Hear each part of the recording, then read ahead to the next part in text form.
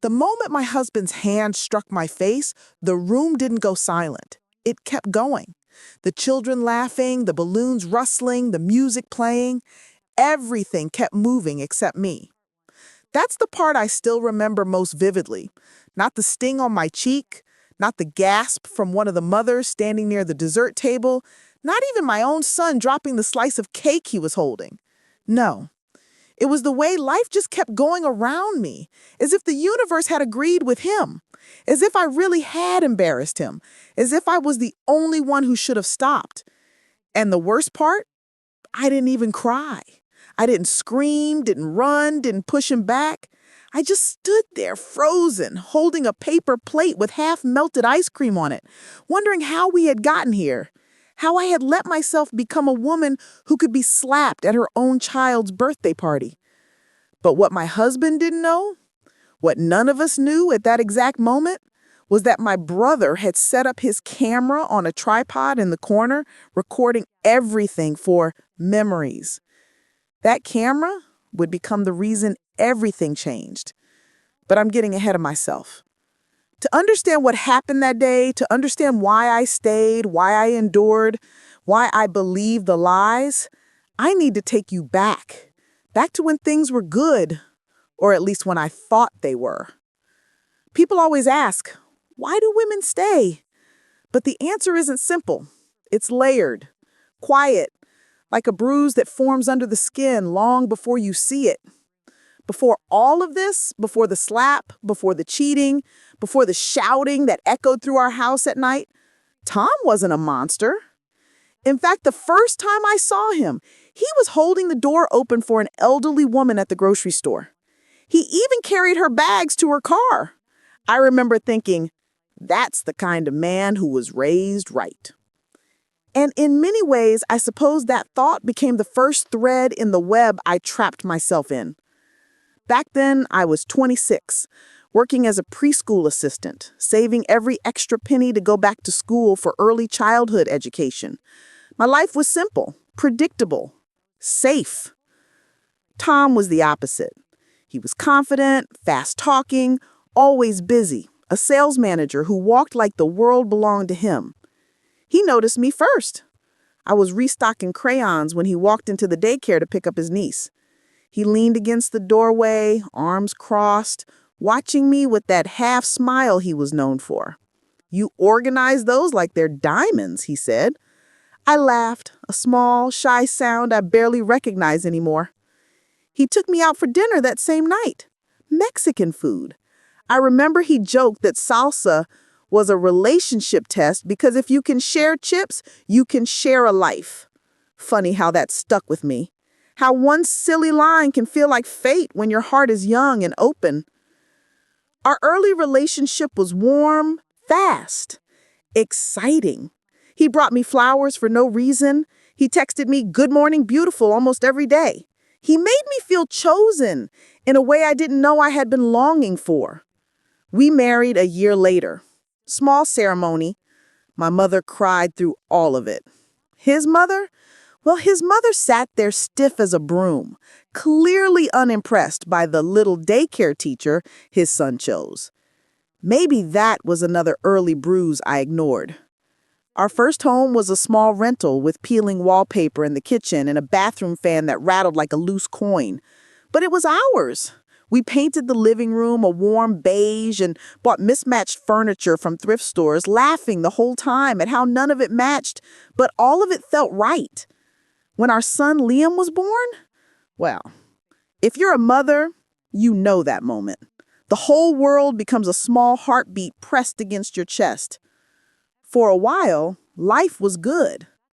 Not perfect, never perfect, but good enough. The cracks showed slowly, like hairline fractures in a glass vase. First, it was the comments, like, "You're lucky I work so hard," or "You don't understand real stress," or "You wouldn't last a day in my job." Then it became criticisms masked as jokes, like, "You're sure you want seconds?" Or "No wonder you're tired. Stay-at-home moms have it easy." Or "You get to nap with the baby. I get to deal with adult problems." I told myself he was stressed, that new father struggled, that marriage was about patience. But patience, when stretched too far, becomes silence, and silence becomes acceptance. I didn't see the transformation happening inside me, not until much later. I became quieter, more careful, always thinking 3 steps ahead, not out of love, but out of fear of setting him off. Still, he had good days. Days where he played on the floor with Liam until they both giggled uncontrollably. Days where he held me from behind as I cooked and whispered, "You're the best thing in my life." Those moments were the ones I clung to, the ones that convinced me the bad was temporary. But the truth, the good moments were the bait. The bad moments were the reality. The day of Liam's 7th birthday, I woke up early to bake his cake. Chocolate with blue frosting, the same kind he asked for every year. Tom woke up complaining that I had the mixer too loud. He didn't even offer to help. He didn't even say happy birthday to his own son until I nudged him. But I didn't argue. Not that morning. Not on a day that was supposed to be joyful. If I had known what was coming, if I had known how quickly joy could flip into humiliation, maybe I would have run then. Maybe I would have grabbed my son and left before the first guest arrived. But I didn't. I stayed. I smiled. I pretended. Because that's what women like me do. Until we break. And on that day, I broke. If someone had looked at our family from the outside that morning before everything shattered, they would have seen a normal, cheerful birthday scene. Balloons taped unevenly along the walls, streamer ribbons that kept falling because the tape was cheap. My son running around in his blue t-shirt with 7 printed in bright yellow letters. Me pacing the kitchen with frosting on my wrist. And Tom sitting at the table, staring into his phone like he was the only one who belonged in the room. Those early years of our marriage taught me one thing.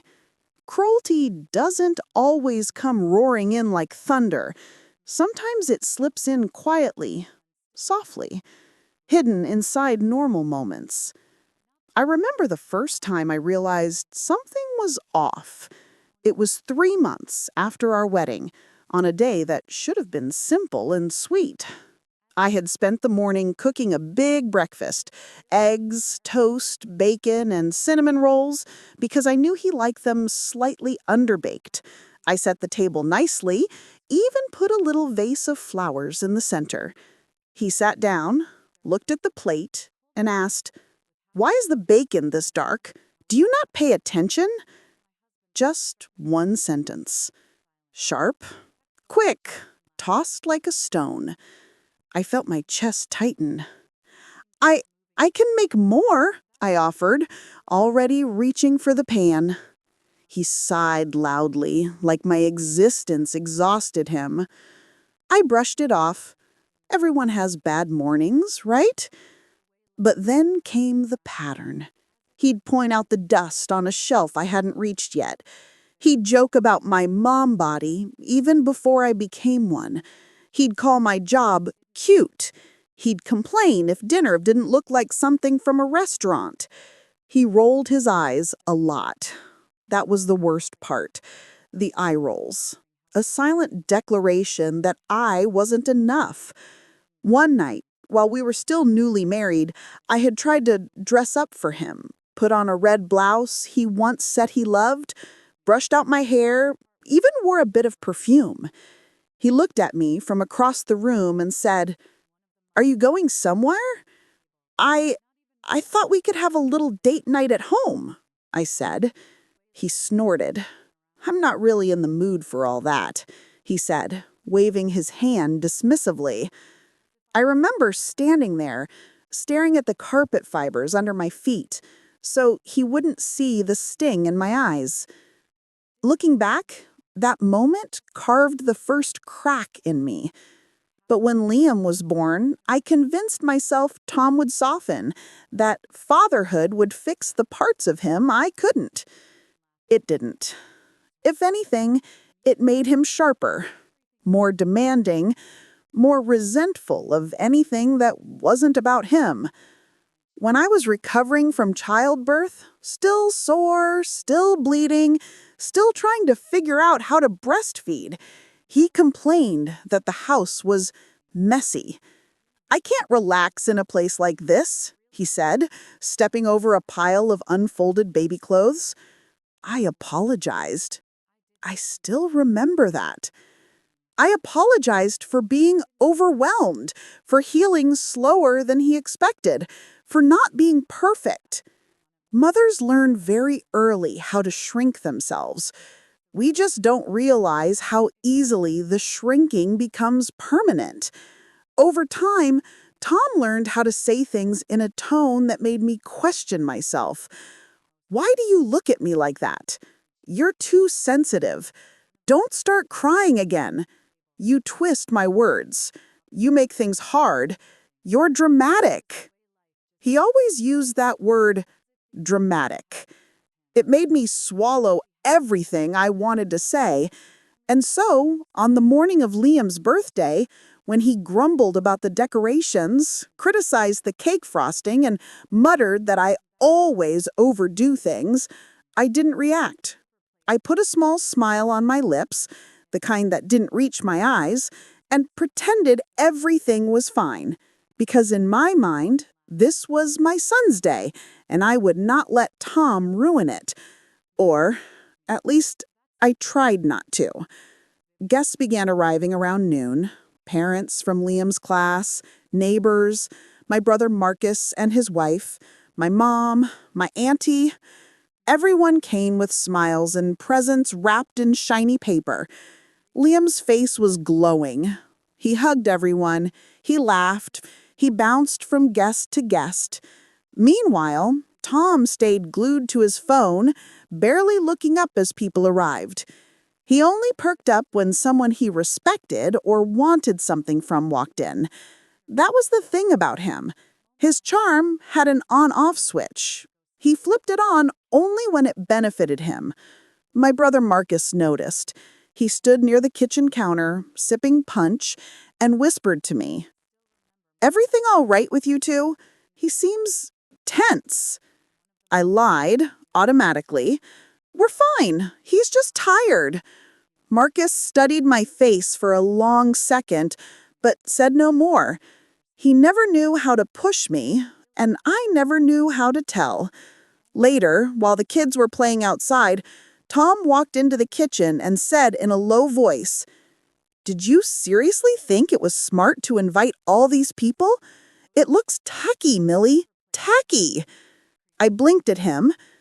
"It's a child's birthday party, Tom. It's supposed to have people. That's what makes it fun." He scoffed.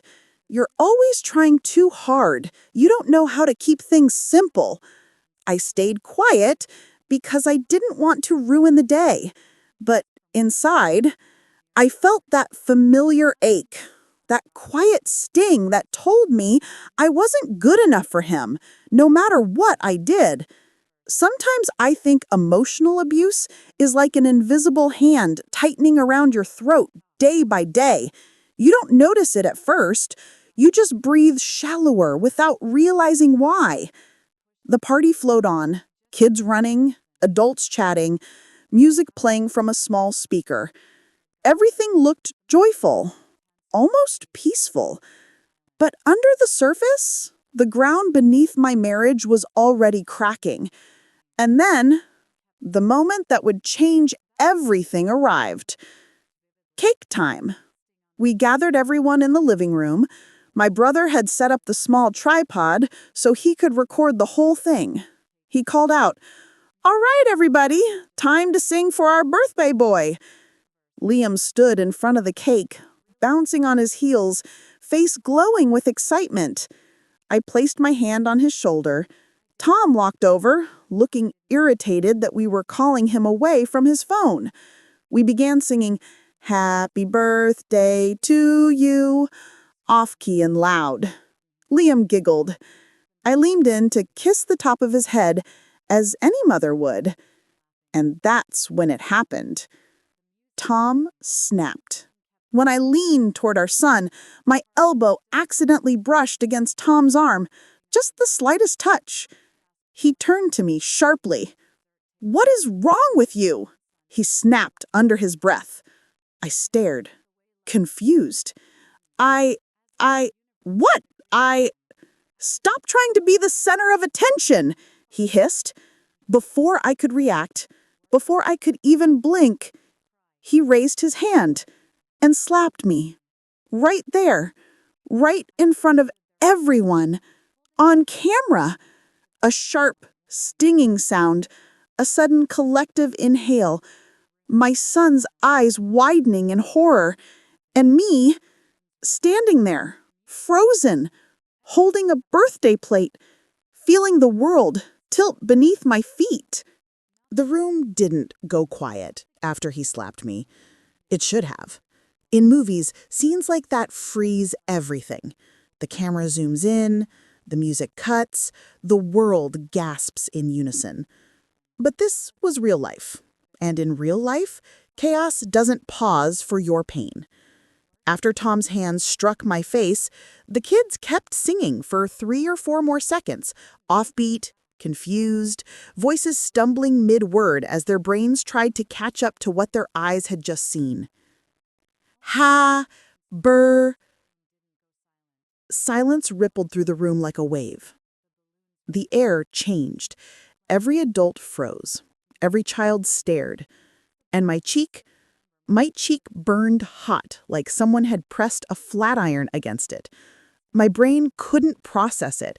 I stood there, birthday candles flickering in front of my son, the smell of frosting filling the air, children holding half-eaten cupcakes. And my husband looked at me like I was the one who had ruined the day, like I had embarrassed him. His chest rose and fell quickly, his jaw clenched, eyes sharp and furious. "What is wrong with you?" he hissed again, as if the slap hadn't been enough. The room held its breath. Even the balloons seemed to stop moving. Across the crowd of stunned faces, I saw my mother's hand fly to her mouth. My aunt gasped softly.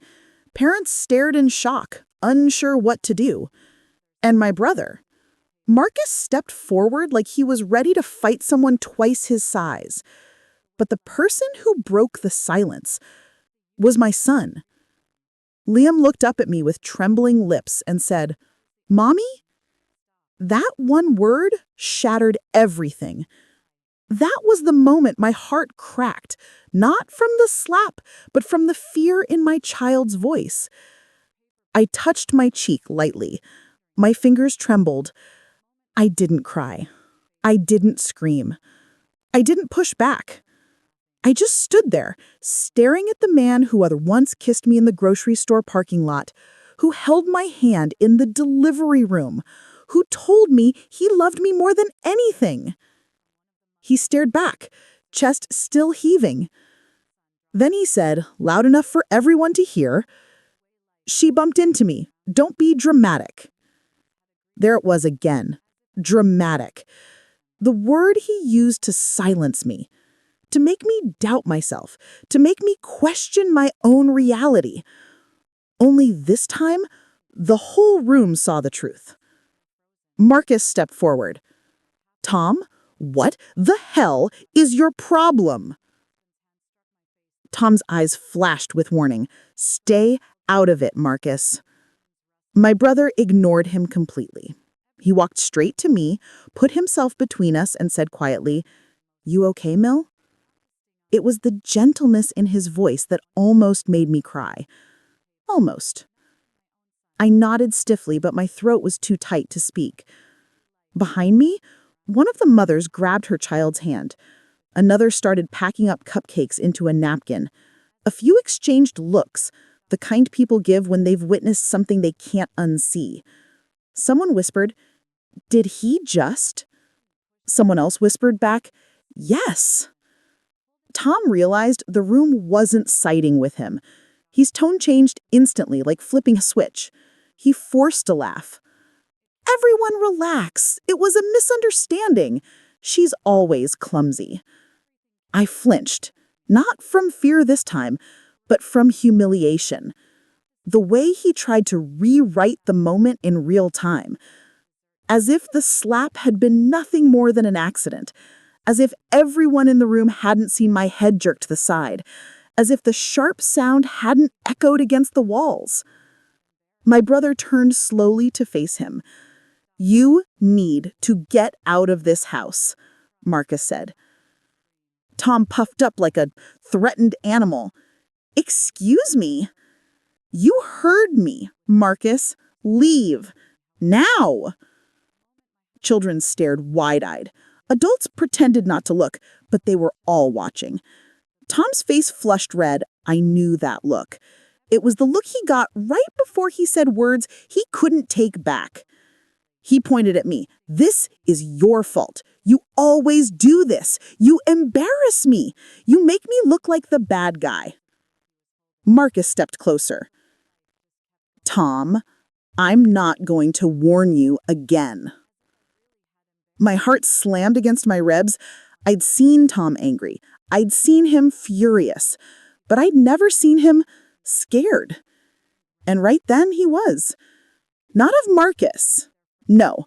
He was scared because the mask he spent years crafting had finally cracked in public. People were watching. People had seen. People knew. He glanced around the room, saw the judgment in every face, and grabbed his keys off the table. "Fine," he growled. "I'm leaving." When he stormed out the door, the house shook behind him. The moment the door slammed, a collective exhale swept through the room. The tension broke. But I didn't. I was still frozen in place, next to my son, next to a birthday cake with candles melting into blue frosting. My cheeks still stung. My heart still raced. My hands shook uncontrollably. My brother turned to me. "Millie, we saw everything," he said, his voice soft. "You don't have to pretend anymore." That sentence hit me harder than the slap. Because he was right. There was no hiding after this. No brushing it under the rug. No blaming myself or making excuses. This time the whole world saw. My mother walked up behind me. She wrapped her arms around me and kissed my hair. "Oh, baby," she whispered, her voice breaking. "I'm so sorry." And that, finally, was when the tears came. I broke right there in front of everyone, the way a dam burst after holding too much for too long. But before I could crumble to the floor, Liam grabbed my hand. "Mommy, can we still eat cake?" That innocence, that pure, beautiful innocence saved me in that moment. I wiped my tears, forced a shaky smile and said, "Yes, baby, we can still have cake." Because even though my world had just fallen apart, I refused to let it ruin his birthday. Not his day, not his joy, not his childhood.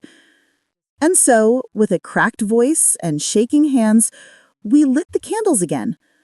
Everyone sang softly this time, gentler, slower, careful with their voices, as if singing too loud might break me again.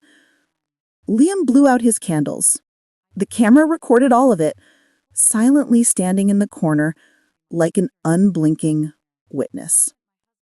A witness that would soon matter more than any of us realized. When the last candle was blown out and Liam laughed that small, shaky laugh children make when they're trying to pretend everything is normal, the room finally started to move again. People didn't rush to leave. They lingered, quietly cleaning plates, straightening chairs, gathering half-eaten cupcakes. It was the kind of silence people use when they don't know if they should speak or if speaking will make everything worse. I felt eyes on me. Soft eyes. Concerned eyes. Pitying eyes. But I didn't want pity. I wanted air. I slipped into the kitchen to get a knife to cut the cake properly. Something mechanical, something simple, to keep my mind from unraveling. The refrigerator hummed softly behind me. The faucet dripped every few seconds. The house smelled like frosting and pizza and birthday candles. Behind me, I heard footsteps. "You shouldn't be alone," Marcus said gently. I kept my back turned, focusing on wiping the knife, even though it was already clean. "I'm fine," I whispered. I wasn't, but I needed to say it. I needed to stay upright. He stepped closer. "Millie, he hit you. In front of everyone. You don't have to pretend." I turned around too quickly, the knife still in my hand. He froze. Not out of fear, but out of worry. I set the knife down, and I looked at my brother, really looked at him. His eyes were wet. He was angrier than I had ever seen him, but not at me. "He's never done it like that before," I said quietly. "Like that?" he echoed. I swallowed. "He's shoved me, yelled, grabbed my arm, broke a plate once, but he's never—" My voice faded. That wasn't entirely true. He had slapped me once before, but it was years ago, right after Liam was born, when we were exhausted and overwhelmed. I had convinced myself it was a one-time thing, a moment of stress, a mistake. But deep down, I'd always known it wasn't. Marcus stepped closer, lowering his voice. "How long has this been going on?" I didn't answer, because admitting it out loud, even to my brother, felt like peeling away the last layer of lies I'd wrapped around myself. He placed his hand on my shoulder. "You're coming home with us tonight, you and Liam." My instinct was to say no, to defend Tom, to protect the illusion of normalcy I had spent years building. But before the lie could form in my throat, we heard a small voice behind us. "Uncle Marcus?" Liam stood in the doorway, holding a fork in one hand, cake smeared across the other, eyes wide with confusion. Marcus crouched down. "Yeah, buddy? Is Daddy coming back?" The room seemed to shrink around me. I walked over and knelt in front of my son. My cheeks still throbbed with a faint, pulsing heat. "I don't know yet," I said softly. "But you're safe, okay? You're safe." He nodded, but his little brow furrowed the way Tom's did when he was frustrated. "I don't like when Daddy yells at you," he said quietly. My heart nearly broke right there. Children always notice, even when we think we're hiding things, even when we whisper behind closed doors. Before I could respond, a soft knock came from the entryway. "I brought you a plate," one of the mothers said, holding out a small dish covered in foil. Her eyes darted nervously to my cheek, then away, as if she didn't want to stare. "Thank you," I murmured. She hesitated before speaking. If you ever need anything, please call me. I mean that." Her eyes were full of something that wasn't pity this time. It was recognition. Women know. Even if they've never lived it, they know the look of someone who's been hurt. After she left, others trickled out one by one, offering hugs, quiet whispers, supportive looks. The room slowly emptied until family remained. My mother sat on the couch, hands clenched tightly around her purse so her knuckles were white. She waited until the last guest was gone before she spoke. "I thought he was better than this," she whispered. Her voice cracked. "Millie, I thought he loved you." I sat next to her, feeling 10 years older than I had that morning. I said, "He did. Or maybe I just wanted him to." My mother wrapped her arms tightly around me. "I should have asked more. I should have visited more. I should have seen the signs." I shook my head. "Mom, this isn't your fault." She pulled back to look at me. Her eyes were tired, sad, determined. "But I'm not letting you go through another night in this house with him." Before I could answer, the front door rattled. My heart dropped. Tom was back. The door opened and he stepped inside, eyes red with anger, or maybe alcohol, jaw set, hair disheveled. His keys clattered onto the entry table. He scanned the room, saw my mother, saw Marcus, saw the look on my face, and then his eyes landed on Liam, holding a sticky plate of cake. "Daddy?" Liam said cautiously. Tom didn't look at him. He looked at me. "What did you tell them?" His voice wasn't loud. It was cold, controlled. The kind of voice he used right before things got dangerous. Marcus moved instantly, placing himself between us. "Not tonight," he said. Tom laughed, a short, bitter sound. "Get out of my house." "This is her house, too." Marcus said, "Oh, please. She wouldn't have a roof over her head without me. She'd still be wiping snotty noses for minimum wage." My mother inhaled sharply. Marcus stepped closer. But I felt something inside me shift. Something small. Something quiet.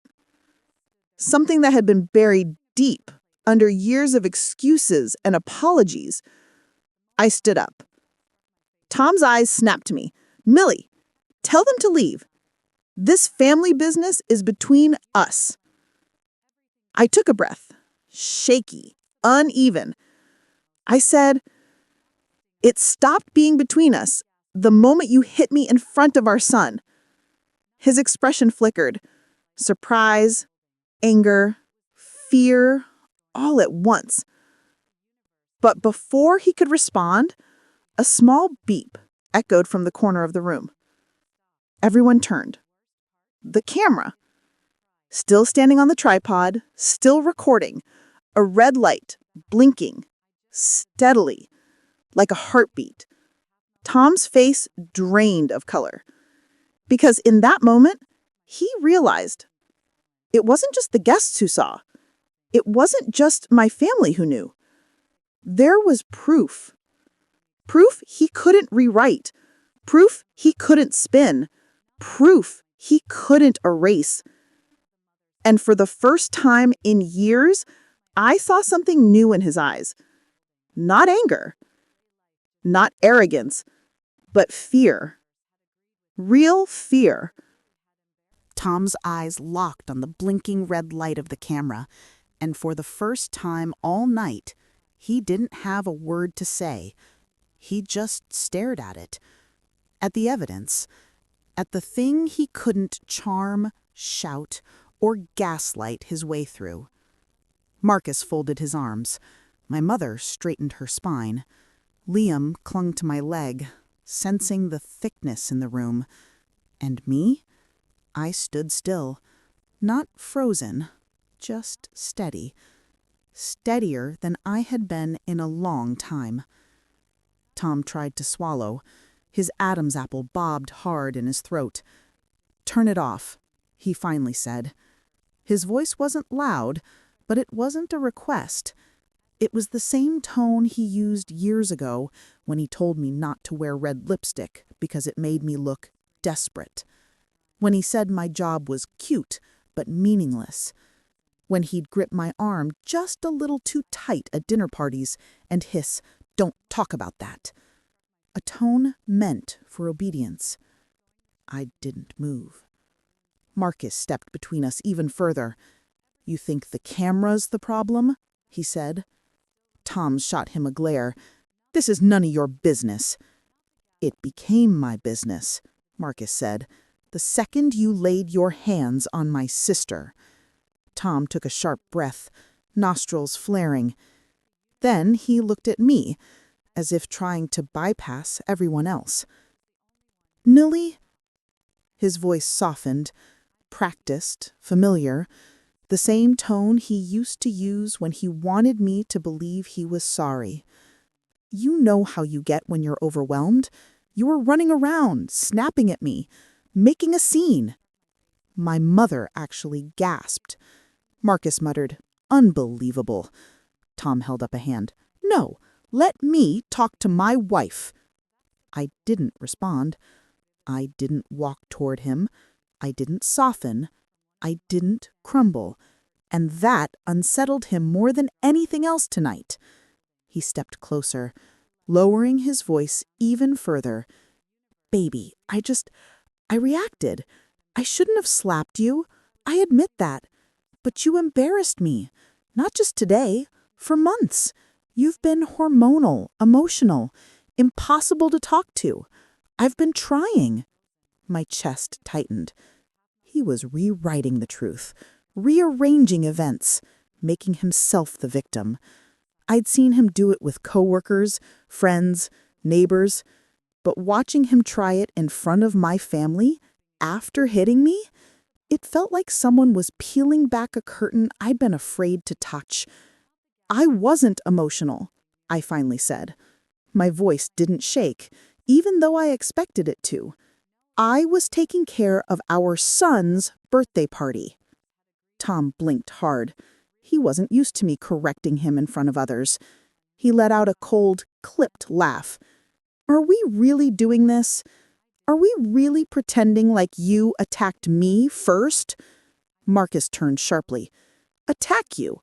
She asked you not to yell in front of the kids." Tom turned red, not embarrassed, but enraged. "That's not the point. Tom." I stepped forward just slightly. He stopped mid-sentence.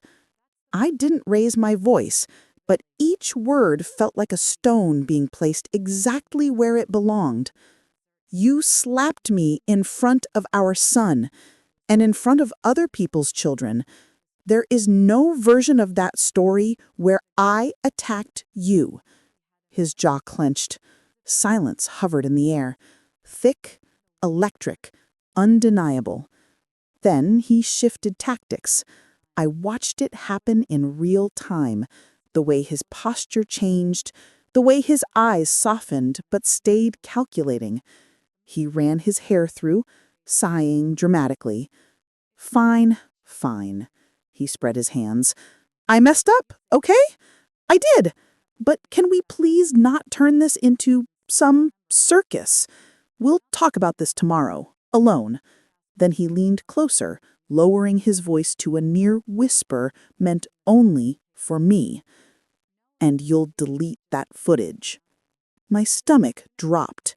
Not because he asked, I expected that, but because something inside me broke clean in half at the assumption that I still belonged to him, that I was still his to command, that fear would still keep me quiet. For years, he had relied on my silence, on my loyalty, on my unwillingness to embarrass him. But tonight, something shifted, and he saw it. He saw it in the way I straightened my back, in the way I stepped behind Marcus, not out of fear, but out of choice, in the way my mother wrapped an arm around Liam and subtly pulled him away from Tom's reach. Seeing that small, instinctive movement cracked something in Tom's expression, his confidence, his power, his facade. "You're not taking him," he said, nodding toward Liam. My mother tightened her grip. "Watch me," she whispered. Tom turned back to me, desperate now. "Millie, don't do this. Don't let them turn you against me. You know how they get. Dramatic, emotional." I shook my head slowly. "You hit me, Tom. You don't get to blame them for reacting." He stepped closer, but Marcus blocked him again. "Back up," Marcus said. Tom threw up his hands. "This is insane. She's my wife, Marcus. If she leaves with you tonight, that's kidnapping." "It's called safety," Marcus shot back. Tom looked at me one last time, eyes burning, jaw tight. "You're making a mistake," he said. "You think they'll support you forever? You think they'll deal with your moods and your insecurities? You think you can handle life on your own, Millie? I met his eyes. Yes, I said simply. His face twisted, a mix of shock and pure, unfiltered rage. But before he could speak, a faint ping echoed through the room. Everyone turned. It was my phone, a notification, a message from one of the mothers who'd been at the party. Millie, someone already shared the video from the camera. It's in the group chat. My breath caught. Tom's entire body went rigid, because in that moment, he realized the camera recording wasn't the end. It was the beginning. The moment I read the message, the room seemed to shrink around me. A quiet, invisible pressure tightened in my chest. Not panic, not anymore, but something sharper. Reality. The video was out. Not just recorded, not just saved, shared. And if it had reached one mother in the birthday group chat, then it had reached all of them. Tom must have seen the shift in my expression because he lunged forward, grabbing the phone out of my hand before anyone could stop him. "What is this?" he snapped, staring at the screen. His face drained of color. He scrolled again, then cursed under his breath. "Oh my God," he hissed. "Are they insane? They can't share this. This is private. This is defamation." Marcus stepped closer. "No, that is a consequence." Tom shot him a look that could have set the whole room on fire. "You don't understand. My coworkers' wives are in that chat. My boss's sister is in that chat." Then he looked at me, as if I was the one who had leaked the video. "You did this," he whispered. "No," I said softly. "You did." The silence that followed was thick enough to taste. I could finally breathe. Not easily, not comfortably, but clearly. There was no spinning this, no twisting the truth, no gaslighting. The video didn't lie. Tom shoved the phone back toward me like it was burning his hand. "What do you think this helps you? You think humiliating me is going to fix your pathetic— Enough!" The word fell from my mouth before I had time to second-guess it. His head snapped up. For a second, a very small second, he looked scared. Because I had never, in all our years of marriage, told him to stop. Not like that. Not with that tone. I felt my voice steady before I spoke again. "You need to leave, Tom." He stared at me, stunned. "You're asking me to leave my own house?" "I'm asking you to give us space." "You're not safe to be around right now." "Safe," he repeated, voice rising. "You think I'm unsafe? I'm the one being humiliated. I'm the one that slapped my daughter." My mother cut in sharply. Her tone could cut glass. Tom blinked at her, almost confused, as if he had forgotten she was in the room. "You didn't ask for commentary from the peanut gallery," he snapped. My mother rose from the couch, straightening her sweater. She wasn't a tall woman, but in that moment, she towered over him. "You laid your hands on my child," she said. "Your position in this house is no longer a given." Tom scoffed. "You're all insane." He turned to leave, not towards the front door, but towards the hallway leading to our bedroom. "No," Marcus said, stepping into his path. "You're not packing anything tonight." Tom's jaw clenched so tightly I could see the muscles jump under his skin. "You think you can stop me?" He didn't flinch. "I know I can." For a moment, I thought Tom might swing at him. The air vibrated with tension. But then, unexpectedly, he let out a bitter, hollow laugh. "You think this scares you?" He pointed at the camera. "At the chat? At your little family intervention?" He shook his head. "You have no idea what you're dealing with. None of you do." The words were said too casually, too quickly. Like an accident. Like something he hadn't meant to reveal. My stomach tightened. "What does that mean?" I asked. He hesitated, just long enough for my heart to start pounding. Then he covered it with a smirk. It means you're all dramatic and can't handle the truth. He pushed past Marcus, who let him pass only because Liam had walked closer and he didn't want him caught in the crossfire, and stormed out through the front door, slamming it behind him. The house shook. The silence that replaced him was long, deep, and filled with things none of us dared to say out loud. After he left, we all exhaled at the same time. Marcus rubbed his hands over his face. "Jesus, Millie." My mother sat back down and pulled Liam into her lap. Stroking his hair, he leaned into her, exhausted, sugar-crashed, confused. I stood still for a moment, just breathing, just letting my heart beat slow. Because even though Tom had left the house, part of him still lingered. The tension, the fear, the uncertainty. But there was something else too. Space. Real space. The kind I hadn't had in years. I turned to Marcus. "I should check the video," I said quietly, "to see exactly what people saw." He nodded. I walked towards the camera on the tripod and gently pressed the stop button. The red light faded. My hands shook as I plugged the SD card into my laptop. The video opened.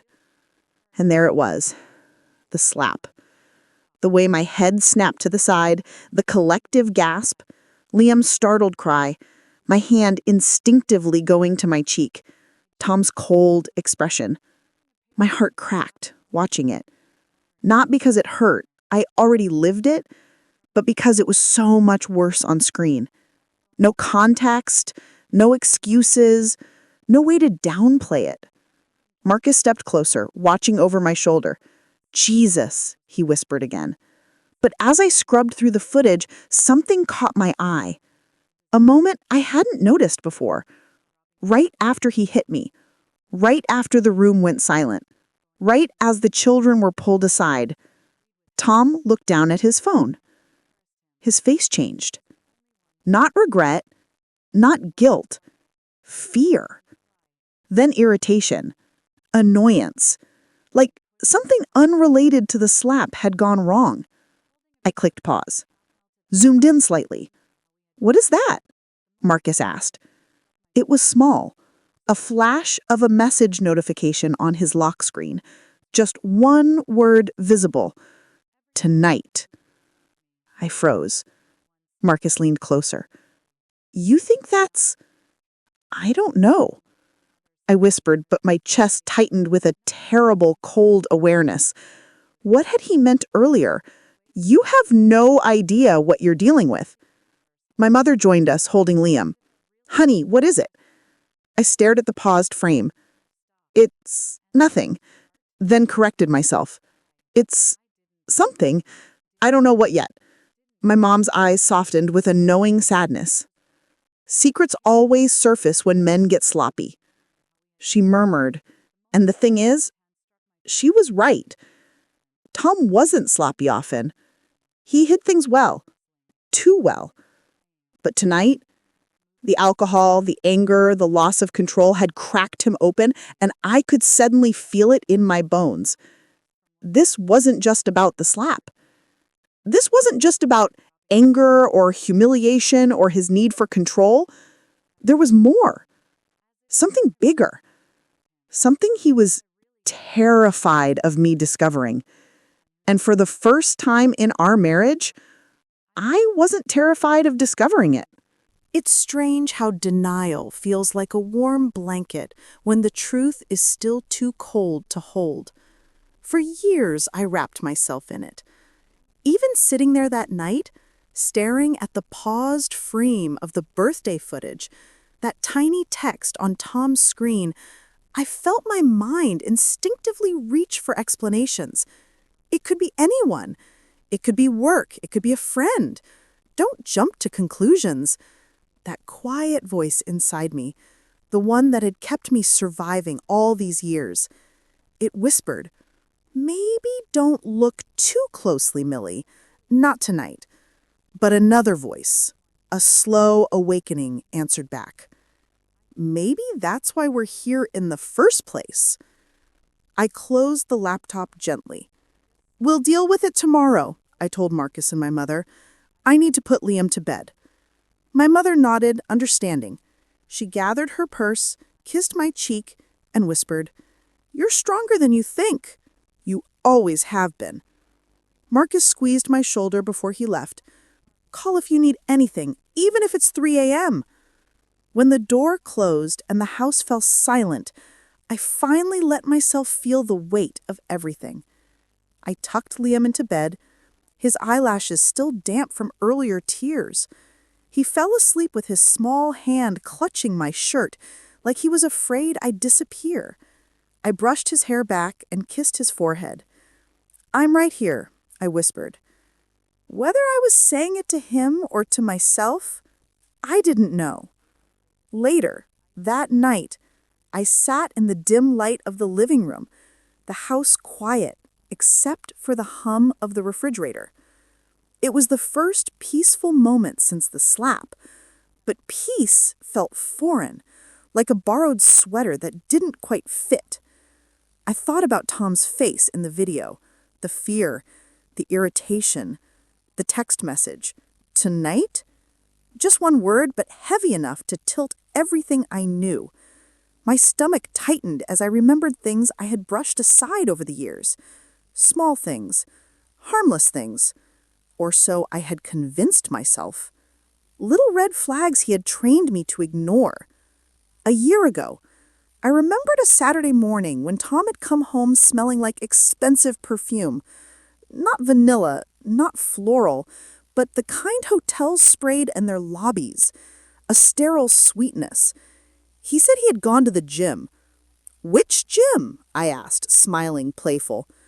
His jaw tightened. "Not playful." He muttered, "The usual one." Except his gym didn't smell like polished marble and air diffusers. But I apologized anyway. For asking. For wondering. For quietly listening to the alarm bells in my chest. 6 months ago, there was the weekend he suddenly had to work late, 3 nights in a row. Unusual, since he always boasted about finishing ahead of deadlines. He came home each night with that same sterile scent and a shirt that looked freshly ironed, despite claiming he'd been at his desk for 12 hours. I remember joking, "Someone's keeping you looking sharp at the office." He didn't laugh. He didn't even smile. He just stared at me until I dropped my eyes. Then he said, in a flat voice, "Stop asking stupid questions." And I did, because at the time, silence felt safer. 3 months ago, he had started guarding his phone like it was made of gold. He used to leave it charging on the kitchen counter. Now it was always in his pocket, even when he showered. He set a new lock screen. He turned off message previews. He flipped it face down at dinner. I asked once, lightly, "New privacy kick?" He replied, "You don't need access to everything." It sounded reasonable enough that I blamed myself for feeling uneasy. Last month, he had canceled our anniversary dinner last minute, claiming a migraine. He even groaned dramatically, pressing fingers to his temples. But later that night, when I went to get Liam's blanket from the laundry room, I heard him laughing on the phone, laughing in a way he never laughed with me. Soft, easy, young. I had paused, hand on the doorknob. Then I heard him say it. Yeah, soon.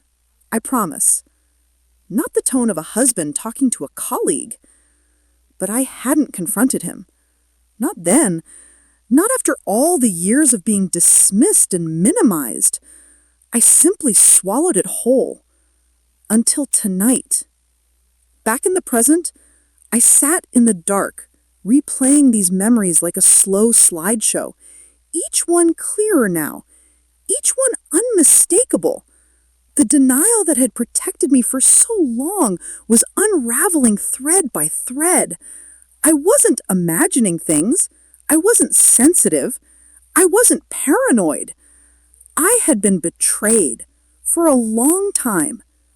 And tonight, the slap, the text, the panic on Tom's face felt like the final crack in a facade I had helped him maintain. The truth was knocking. I just had to decide whether to open the door. My hands trembled as I picked up Tom's tablet from the coffee table. He rarely used it, but he synced everything. Passwords, messages, cloud backups. I hesitated. Not because I didn't want to know, but because I already did. Still, I typed in the passcode, the same one he had used for years. It unlocked easily. A cold wave washed through me. I opened the messaging app. There were several message threads. I scrolled slowly, heart pounding. Work group chat, bank alerts, gym reminders. Then, a name I didn't recognize. Rena. Heart. The heart next to her name made my skin prick. I stared at it. One small icon, one small name, but it shifted the entire axis of my world. My thumb hovered over it. Before I could tap, the front door rattled violently, followed by a heavy slam and hurried footsteps. I froze. Tom was home. Not calm, not quiet. His footsteps were fast, uneven, almost frantic. "Millie," he called, voice sharp, breathless. It wasn't a question, it was a warning. My chest tightened as I locked the tablet and set it aside. His silhouette filled the hallway entrance. His eyes were wild, red and frantic, like someone who had lost something. Or someone. "We need to talk," he said. The house suddenly felt too small, too dark, too silent. Everything inside me screamed that whatever conversation he wanted, it wasn't about the slap. It was about what he feared I had seen. And I had the strangest feeling that whatever came next was going to change everything. When Tom stepped fully into the living room, the air seemed to hum with tension thick enough to taste. He didn't slam the door this time.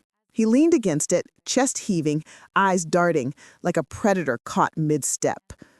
"Millie," he said, his voice low, measured, but there was something brittle underneath. "Let's just talk." I didn't move. I didn't say a word. I felt Liam shift beside me in his bed, a small, uncertain movement, and I laid a hand gently on his blanket, gripping it like an anchor. Tom's gaze swept the room. He noticed my mother sitting upright on the couch, Marcus standing tall, and the camera tripod in the corner. For a second, I thought he might turn and leave, but instead, his expression hardened. He stepped closer, closing the distance between us, not just to speak, but to intimidate. "You think showing that video to everyone solves something?" he said. His voice was calm, terrifyingly calm. "The embarrassment, the shame you feel. You're supposed to be grateful I ever married you. You're supposed to—" "I don't feel grateful anymore," I said, cutting him off. My voice was steady, quieter than I expected, but each word landed with the weight of a hammer. "I feel free. Free from pretending you love me. Free from pretending that this is a marriage." For a split second, his face twitched. I could see the flicker of fear. Not for me, not for Liam, for himself. "You don't know what you're doing," he said, taking a step closer. "I can ruin you." I looked at him, really looked. Not the man who smiled at birthdays or kissed me on anniversaries, not the man who whispered empty apologies at night, but the man who had shoved me, humiliated me, and lived a double life for years.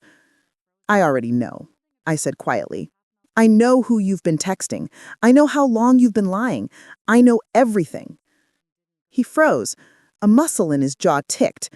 Then his face hardened again, a mask of control snapping back into place. "You don't have proof," he hissed. "You don't know anything. And even if you did, who would believe you? Your brother? Your mother? Your little son?" Liam stirred in his sleep, and I pressed a finger to his lips. "This isn't about belief. This is about what's real. And you," I looked directly at him, "are not real. Not the man I thought you were." Tom's eyes darkened. He lunged at me suddenly, a hand raised. I ducked instinctively. The movement startled him. Marcus was immediately there, grabbing his arm and holding him back. "You're done," Marcus said, voice low, dangerous. "You're done." Tom twisted, trying to break free. "Millie!" he shouted. "You're making a huge mistake! You'll regret this!" I took a step forward. "You're the one who will regret this," I said, "because the world saw what you are tonight. The video is out. The truth is out. And you can't erase it." His face went pale, then red, then a strange, feral mix of both. He realized that control, the thing he had clung to for years, was gone. Completely gone. He screamed. He shoved Marcus back violently. He ran to the front door, yanking it open with such force the hinges groaned. And then he was gone. Silence fell again. Heavy, but different this time. Not tense, not expectant. Relieved. I sank into the couch, trembling, trying to catch my breath. My mother and Marcus flanked me, keeping watch. Then my phone buzzed. A new notification. The video, the birthday footage, had been shared widely. Not just the group chat, but dozens of family friends, neighbors, acquaintances, even colleagues. And with it, messages started pouring in. "Are you okay? I can't believe he did that. You don't deserve this. Call me." My chest swelled with something I hadn't felt in a long time. Not relief exactly, not joy, but validation. I wasn't crazy. I wasn't weak. I hadn't imagined the years of manipulation, of humiliation, of control. And for the first time in years, I felt the tiniest flicker of hope. I finally sat down with the tablet I had set aside. I opened Tom's message threads carefully, methodically. Rena. Multiple messages. Dates. Times. Photos of him laughing, smiling, touching her in ways he never touched me. My stomach twisted. I felt a mix of rage, grief, and disbelief, but also clarity. This wasn't a series of accidents. This wasn't stress. This wasn't a phase. He had been living a double life. And now, finally, I had the evidence. And yet, as tempting as it was to confront him immediately, I didn't. Not yet. Because now, armed with proof, I had the choice. The choice to leave on my terms, to protect my son, to reclaim my dignity. I shut the tablet. I leaned back on the couch. And for the first time, I felt solid in my own skin. The breaking point had come. The mask had fallen. And the future, for the first time in a long, long time, was mine. The next morning, the air in the house felt lighter. Not completely free of tension, there was still a dull ache, a residue of last night's confrontation, but lighter. Liam was still asleep, and I could hear the soft hum of the refrigerator as I moved through the kitchen. I poured myself a cup of coffee, steam curling up in lazy spirals, and felt the warmth seep into my hands. For a fleeting second, I allowed myself a small smile. I was still standing. I was still breathing. I was still here. But I couldn't ignore the evidence waiting on my tablet. Tom's affair, the messages, the photos, the casual, intimate exchanges. They stared back at me like a truth too heavy to carry silently. I knew what I had to do. I had to act. I picked up my phone and called my sister first. Her voice was sleepy, groggy. "I think he's cheating," I said quietly, barely above a whisper. There was a pause. Then, "I knew it," she said. And just like that, the dam broke. She promised to come over, to help me sort through everything, to just be there. Next, I texted a trusted friend who was a lawyer. No introductions, no excuses, just the cold, hard truth. "I need advice. My husband is abusive, and I have evidence of infidelity." Within minutes, I had guidance. Keep the evidence secure. Make copies. Plan the conversation carefully. Document everything. Safety first. And in that moment, I realized I was no longer powerless. By mid-morning, Tom had returned. He wasn't calm, he wasn't apologetic, he was furious and more dangerous now that the facade had cracked completely. He stormed into the living room, pacing like a caged animal. "Millie!" he shouted. "I want to talk now!" I didn't flinch. I didn't move. I waited. "Don't you dare hide from me!" he barked. I held up my hand, the smallest gesture, but it said everything. "I see you. I am not afraid. You are not in control." I sat down, deliberately slow, pulling the tablet onto my lap. I opened the messages and photos. "This," I said, pointing at the screen, "is everything you tried to hide." Tom's face went pale. He reached toward the tablet.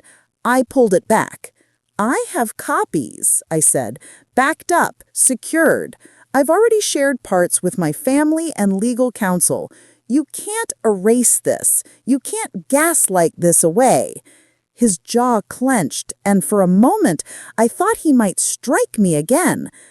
But he didn't. Instead, he turned red, a deep, furious, helpless red, and stormed toward the door.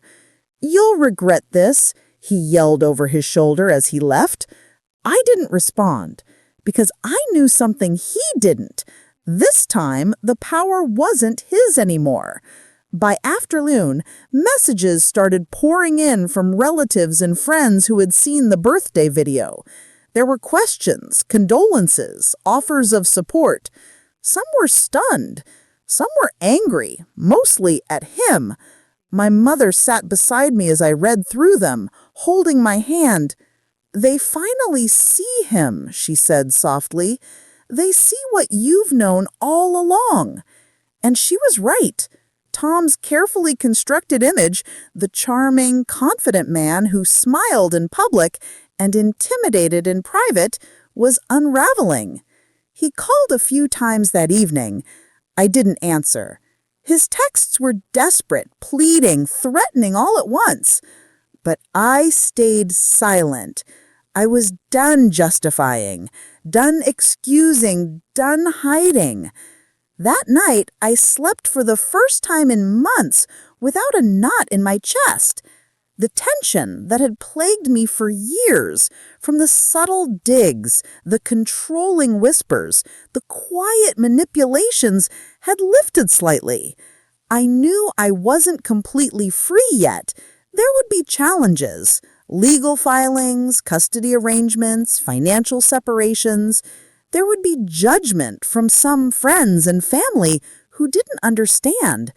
But I also knew I wasn't the same woman who had endured this for so long. I had clarity. I had evidence. I had allies. And most importantly, I had my dignity. I began planning the next day, calling my lawyer to begin documenting everything formally, making sure Liam was safe and shielded from conflict, speaking to my sister about logistics for moving forward. For the first time in years, I felt the thrill of self-determination. Not vengeance, not anger, but control over my own life. Tom might still think he could intimidate me, but I knew better now. The breaking point had passed, the mask had fallen, and my life and Liam's life could finally move forward without fear. I looked at Liam, sleeping soundly in his room, his chest rising and falling, utterly innocent of the horrors adults create. I whispered softly, "We're going to be okay, Liam. We're going to be safe, I promise." And I meant it, because for the first time in years, I believed it. The night had been the breaking point, but the morning and the days ahead would be the first steps toward real freedom. The morning sunlight spilled softly across the kitchen table, but I didn't notice it. My eyes were fixed on the laptop, the tablet, the notes I had scribbled late last night. A roadmap for survival, truth, and reclaiming my life. I wasn't acting out of anger. I wasn't seeking revenge. I was acting out of necessity. For me, for Liam, for my dignity. I sat with my sister, Marissa, who had arrived early. Her presence was grounding, a calm I hadn't felt in years. "We need to make sure every piece of evidence is backed up," I said, showing her the message threads, photos, and video footage. Marissa nodded, her face solemn. "Do we have copies outside the house? USBs, cloud storage?"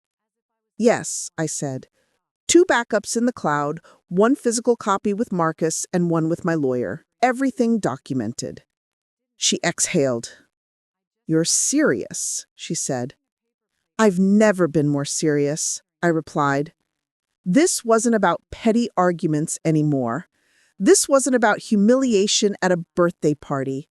This was about exposing years of deception, controlling behavior, and abuse. And I was ready. By mid-morning, I called my lawyer, someone I had trusted for years.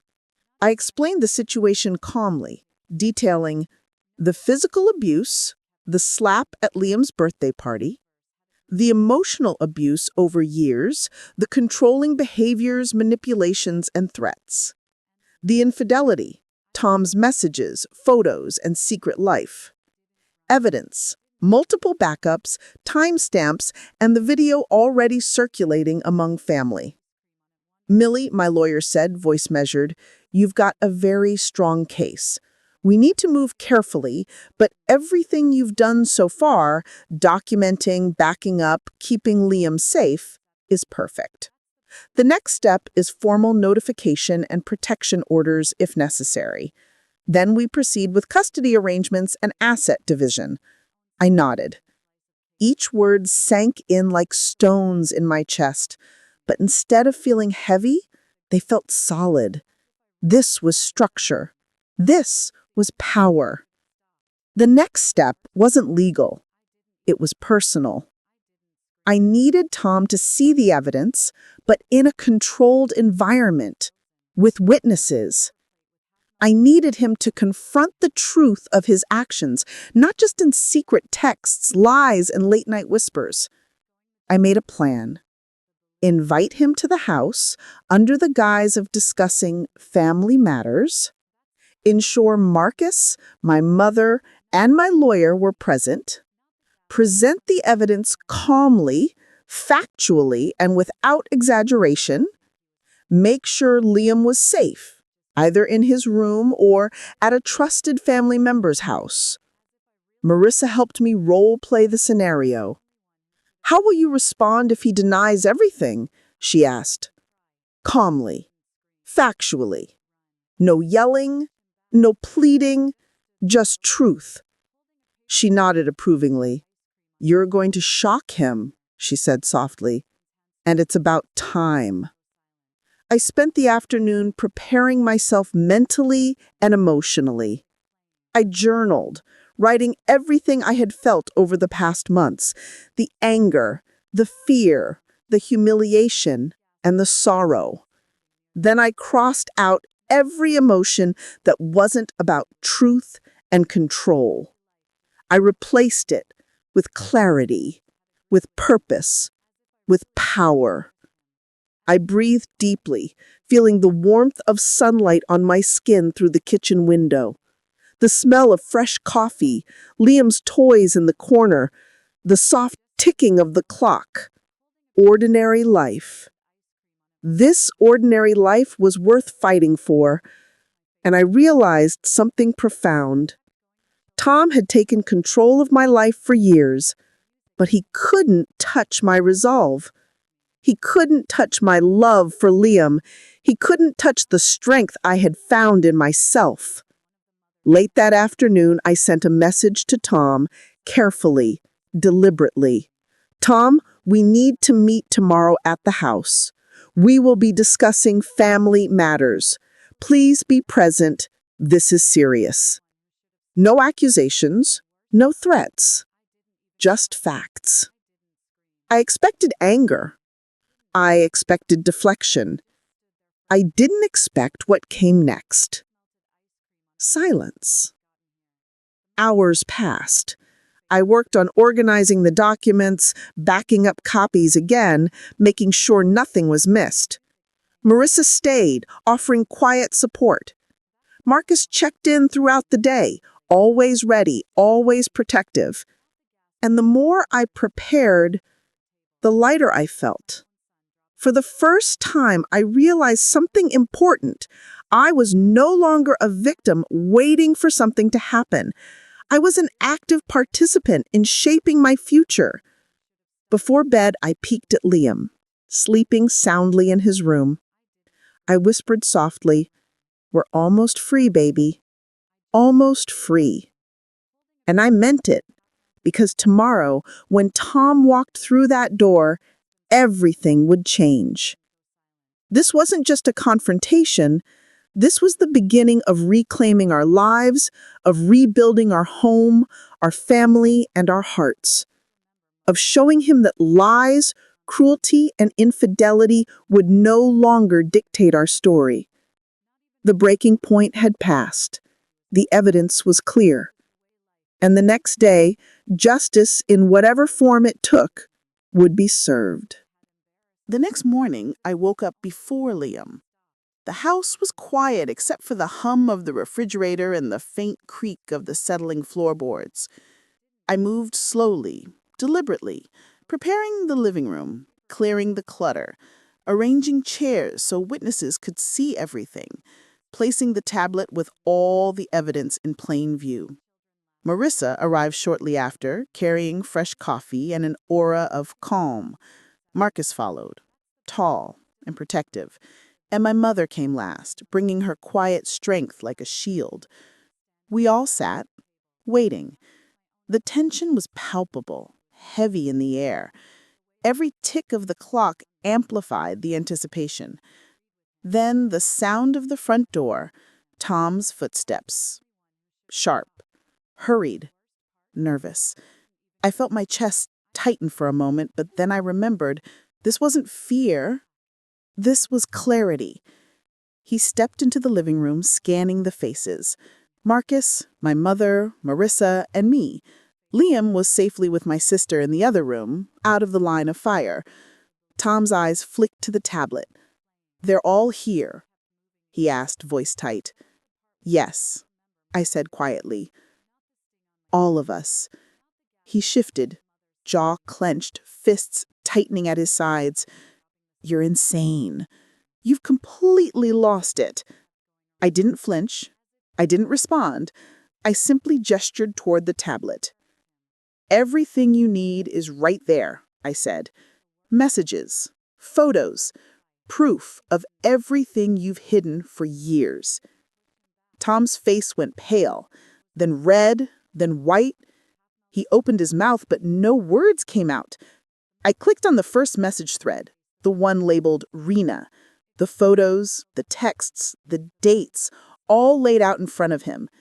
"Do you recognize this?" I asked. He avoided my gaze. This isn't what it looks like," he mumbled. I leaned forward slightly. "It is exactly what it looks like. You lied, you cheated, you humiliated me. You made our son watch you hit me. And now everyone who saw the birthday video knows the truth." His breathing quickened. He looked around at my mother, Marissa, and Marcus, and for the first time, I saw real fear. "You're making a mistake," he hissed. "You have no idea what this will do to you, to Liam, to everyone." "Actually," I said softly but with steel in my voice, "I do. And I'm ready for it. I've backed everything up. I've talked to my lawyer. I've planned for this moment. And Liam will be protected." Tom's hands shook. His composure was gone. The man who had ruled our home with fear for years was now vulnerable, exposed. He stumbled backward, muttering under his breath, I can explain. No, wait, I can fix this." I shook my head. "No, Tom. You don't get to fix this. You chose your actions. You chose lies, betrayal, and cruelty. And now you face the consequences. He glanced at Marcus, then my mother, then Marissa, and for the first time, he wasn't trying to charm anyone. He wasn't trying to intimidate anyone. He was just a man caught in the truth. He turned to leave, muttering, "You'll regret this." But no one flinched. No one followed him. We were standing firm, united, unafraid. After Tom left, I immediately called my sister to bring Liam back. He came running into the living room, hugging me tightly. "Mommy, is he gone?" he asked, voice small. "Yes, baby," I whispered, holding him close. "You're safe now, I promise." And in that moment, I truly believed it, not just for today, but for every day forward. I realized something profound. All the years of fear, humiliation, and control, they had been preparing me for this moment, not to stay silent, not to hide, but to act, to protect, to reclaim our lives. Tom didn't return that evening. No messages, no calls that mattered.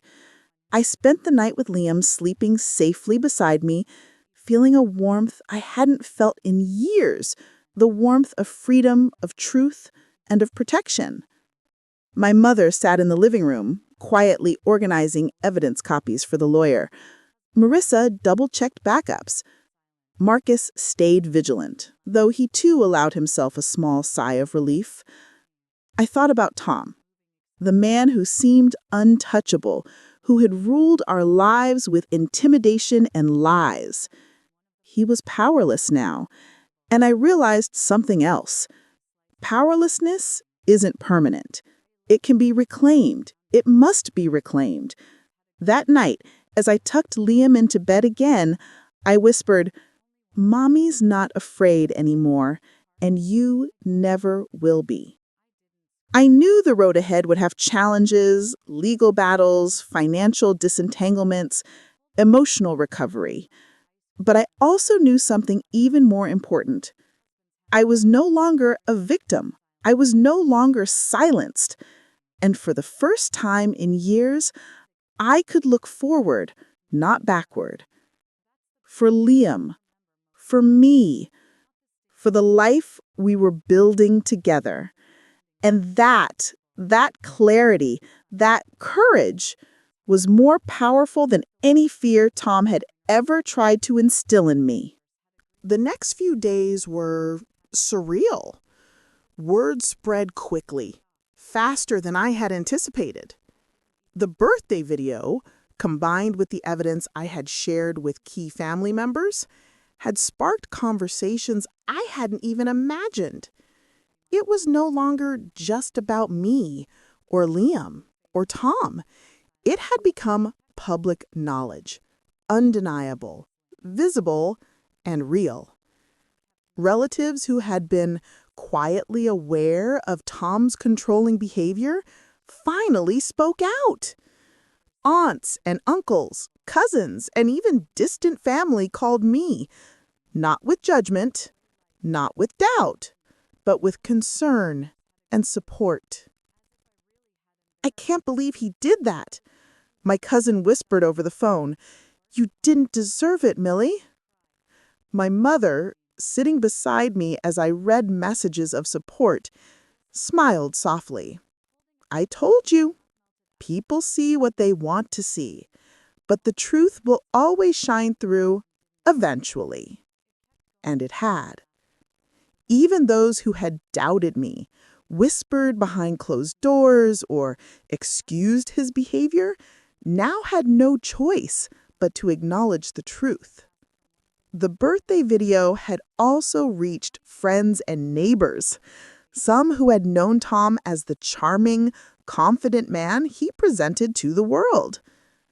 "I never imagined he could do something like that," one friend said, voice heavy with disbelief. Another reached out with a simple, heartfelt message. "You're strong, Millie. Don't let him define your life anymore. It was strange, but healing to see that my reality, which had felt invisible for so long, was now validated by others. Tom, on the other hand, became a different person overnight. Calls from friends went unanswered. Messages from colleagues became curt, formal, and distant. Even those who had once praised him now hesitated to be associated with him. It was a powerful reminder. While fear and control can dominate private spaces, truth, once revealed, carries consequences that cannot be ignored. Within a week, I had filed for temporary protective measures. The lawyer helped me draft a custody plan for Liam, ensuring he would be safe from further exposure to Tom's volatility. Financial arrangements began to take shape, carefully dividing assets and debts. Through every step, I remained calm and focused.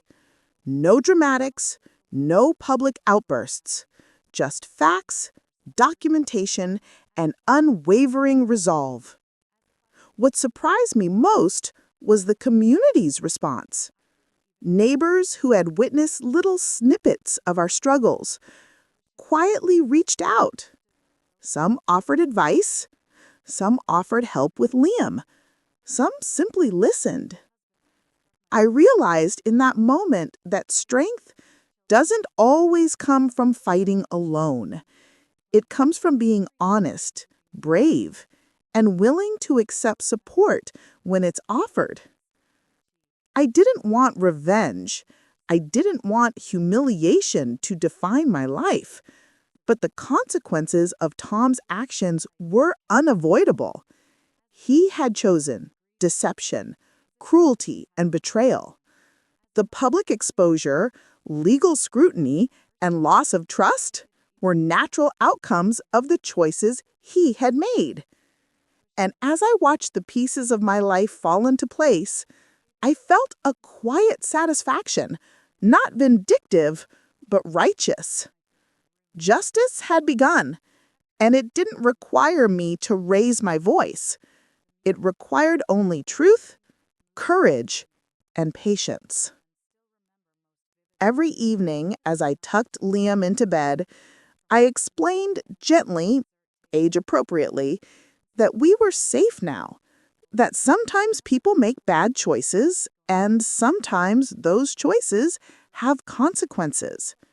But no matter what, we would always protect each other. He didn't fully understand the complexities yet, but he felt the difference. He felt calm. He felt secure. And in that sense, he taught me as much as I was teaching him. That resilience isn't about what you endure, it's about what you build afterward. Sitting alone one evening after everyone had gone home, I poured myself a cup of tea. I breathed in the warmth, the aroma, the silence, and I allowed myself to reflect. Years of humiliation, control, and fear had brought me to this point. But at the same time, they had prepared me for this moment. I had discovered a courage I didn't know I possessed. I had reclaimed a sense of agency that had been stolen for too long. I had shown myself and Liam that even in the darkest moments, we could find light.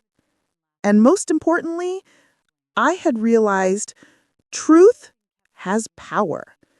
And when wielded carefully and courageously, it can restore what fear and lies have tried to destroy.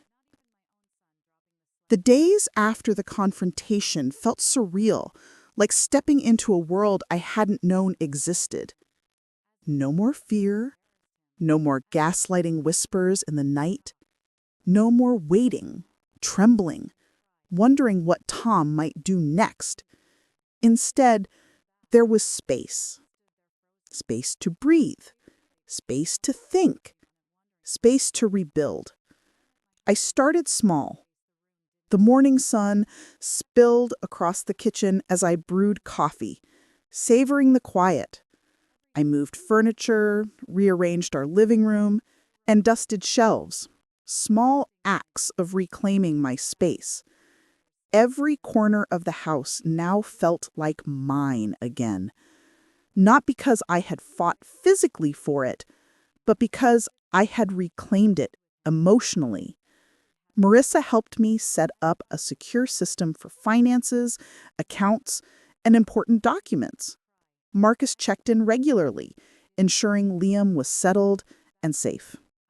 Even my mother, who had stood silently by for years, took on a new role, helping me organize and plan our lives. Together, we were more than a family. We were a force. Therapy became a daily ritual. I had resisted it for years, thinking I could manage alone. But now, guided by a compassionate counselor, I began peeling back the layers of fear, humiliation, and grief.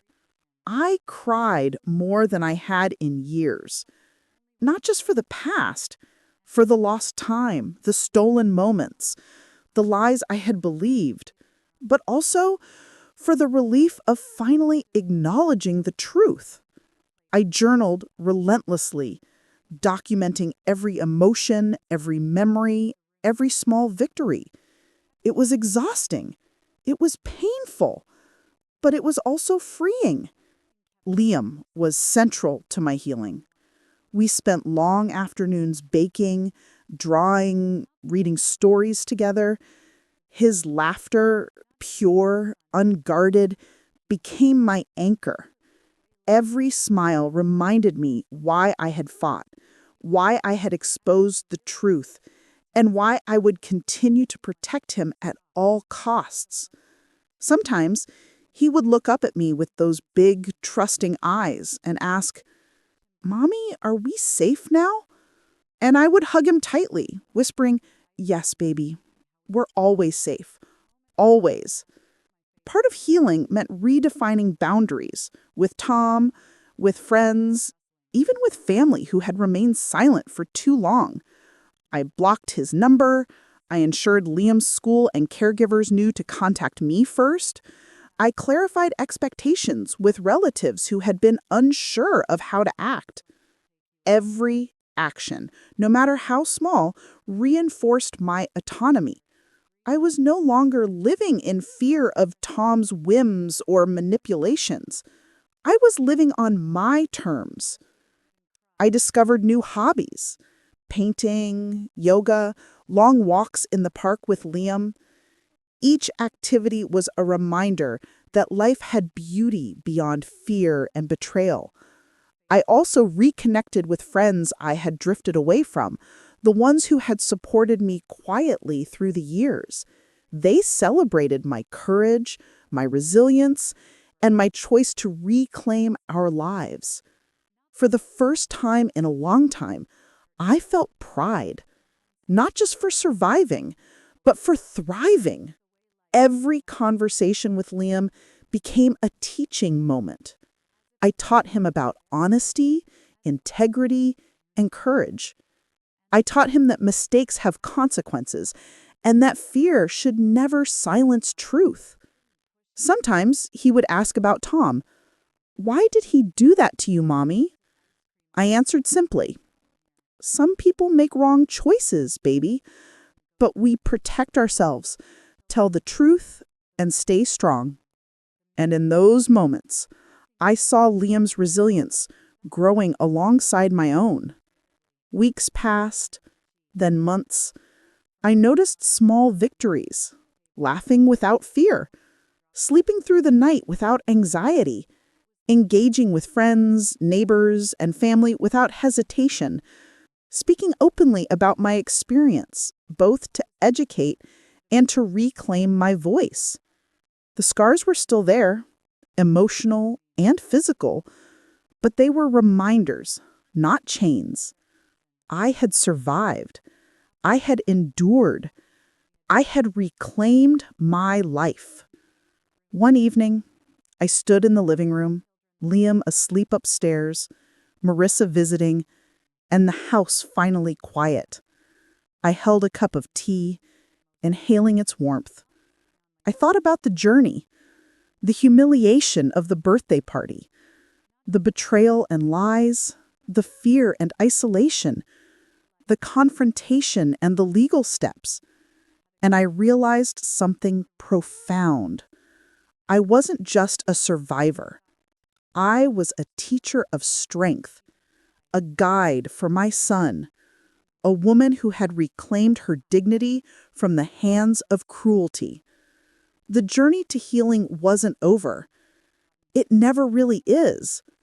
But I had taken control. And that control, more than anything else, was mine. Months had passed since the confrontation, and life began to settle into a new rhythm, one defined by honesty, safety, and emotional clarity.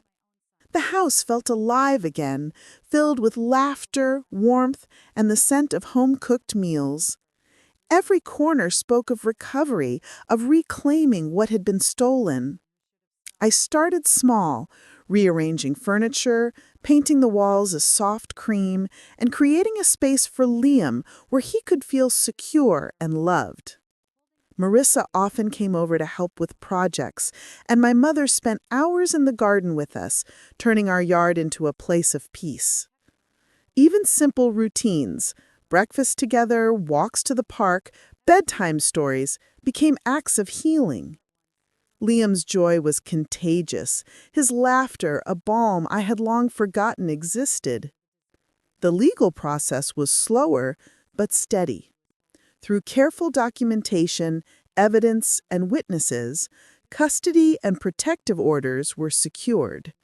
Tom had no choice but to comply. While it wasn't about revenge, there was a quiet satisfaction in seeing justice unfold. The man who had struck me at my son's birthday party, who had lied and cheated, was now held accountable. I had my freedom, I had my son's safety, and I had the law on my side. Recovery wasn't linear. Some days the memory of the slap, the humiliation, or the fear would creep back in, but I learned to pause, breathe, and remind myself I had survived, I had endured, I had reclaimed my life. Therapy remained a cornerstone of my healing.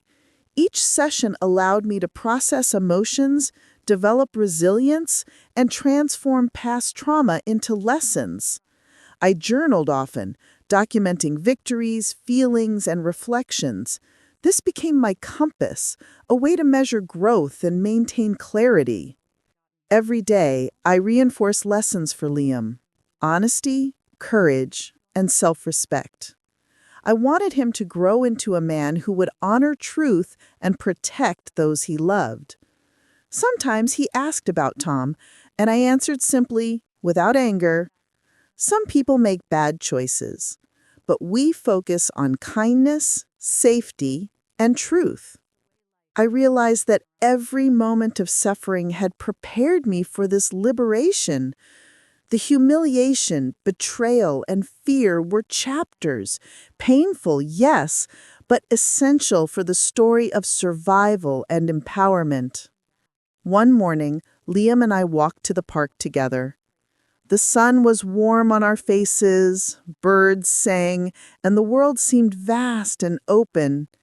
He held my hand, skipping along the path, and I felt a peace I hadn't known in years. I knew that life would have challenges, that recovery is ongoing. But the difference now was that I was no longer defined by someone else's cruelty. I was defined by my courage, my love, and my determination to create a safe, nurturing life. I thought about the birthday party, the slap, and the humiliation. I remembered the fear, the silent tears, and the nights of doubt. And now, looking back, I understood. That moment was a catalyst. It forced me to act, to reclaim control, and to rebuild life with integrity. Tom had chosen cruelty. I had chosen strength. And that choice made all the difference. Sitting in the quiet of the evening, sipping tea, and watching Liam play, I whispered to myself, everything we endured, everything we feared, has led us here to peace, safety, and dignity. I understand that life isn't always fair, but courage, truth, and love can carve a path through even the darkest times. And for anyone listening, I want you to know survival isn't just possible. Thriving after betrayal and abuse is possible. Reclaiming your life is possible. We are never truly powerless, only waiting for the moment to step into our own strength. Tell me in the comments.